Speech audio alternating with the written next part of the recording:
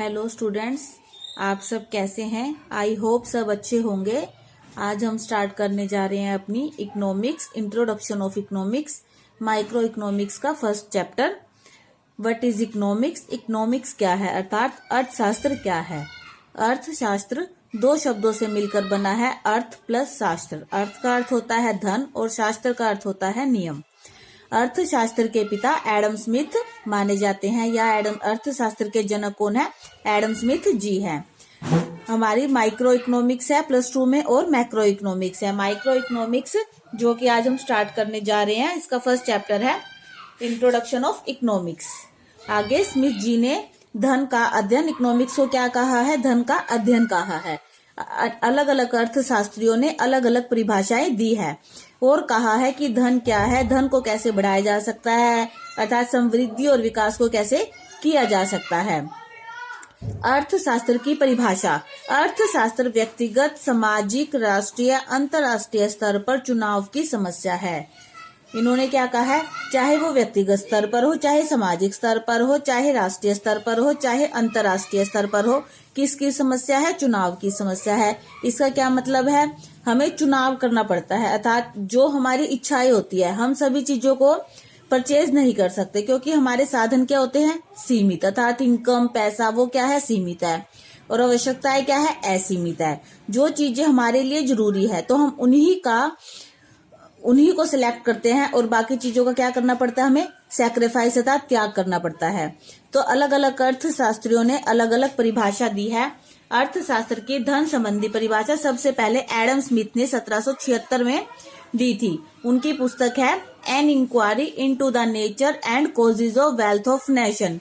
ये आपकी बार आपके एमसीक्यूज आने हैं 12th क्लास के 40 नंबर के। तो आपको ये एमसीक्यूज में एक एक नंबर के क्वेश्चंस में अच्छे से लर्न करनी है। एडम स्मिथ की पुस्तक का क्या नाम है, कौन से सन में लिखी थी और उनकी पुस्तक का क्या नाम है? 1776 में an inquiry into the nature causes of wealth of nation उन्होंने लिखी थी। आगे है भौतिक कल्याण संबंधी परिभाषा। भौतिक कल्याण संबंधी परिभाषा डॉक्टर मार्शल ने दी है 1890 में। उनकी पुस्तक का नाम है प्रिंसिपल ऑफ इकोनॉमिक्स। थर्ड, दुर्लभता संबंधी परिभाषा रॉबिन्स ने दी है। एमसीक्यू में पूछ सकते हैं कि दुर्लभता संबंधी परिभाषा किसने दी है? रॉबिन्स ने दी है, मार्शल ने दी है, एडम स्मिथ ने दी है। तो आपको किस पर टिक करना है? रॉबिन्स ने दी है। और कब लिखी थी ये? 1932 में।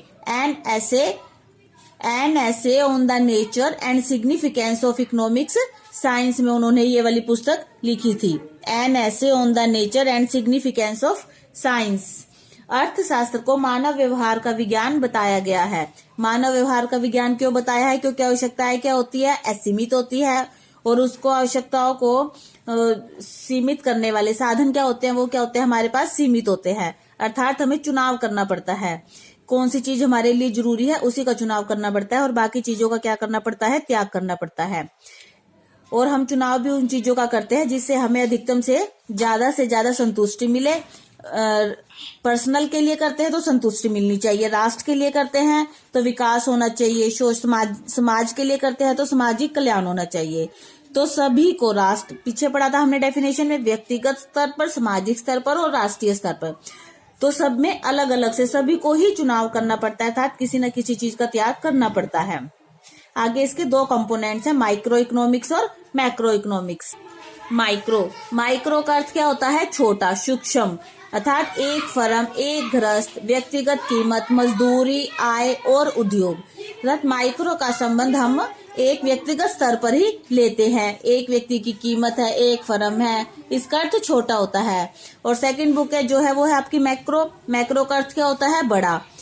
जैसे कि बेरोजगारी है, अब लॉकडाउन में जैसे कि ये जो समस्या आई तो वो पूरे भारत पर ही आई, तो मैक्रो में आता है। कुल रोजगार, नेशनल इनकम, कुल उपभोग, इन सभी का अध्ययन हम किस में करते हैं? समष्टि अर्थशास्त्र में करते हैं। आगे है डिफरेंस। ये आपका 3 नंबर का क्वेश्चन इंपॉर्टेंट बन जाता है। माइक्रो इकोनॉमिक्स और मैक्रो इकोनॉमिक्स में डिफरेंस बताओ। Difference of the micro and the macro economics important question बनता है ये आपका फाइनल एग्जाम के लिए। व्यष्टि अर्थशास्त्र और समष्टि अर्थशास्त्र में डिफरेंस बताओ। तो व्यष्टि अर्थशास्त्र क्या है?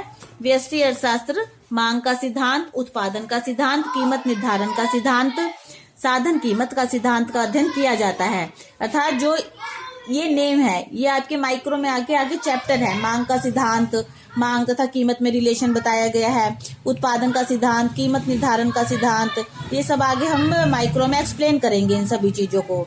फिर है समष्टि अर्थशास्त्र। समष्टि अर्थशास्त्र में क्या बताया गया है? बेरोजगारी की समस्या, मुद्रा की समस्या, मुद्रास्फीति की समस्या। मुद्रास्फीति अर्थात कीमतों का तेज होना।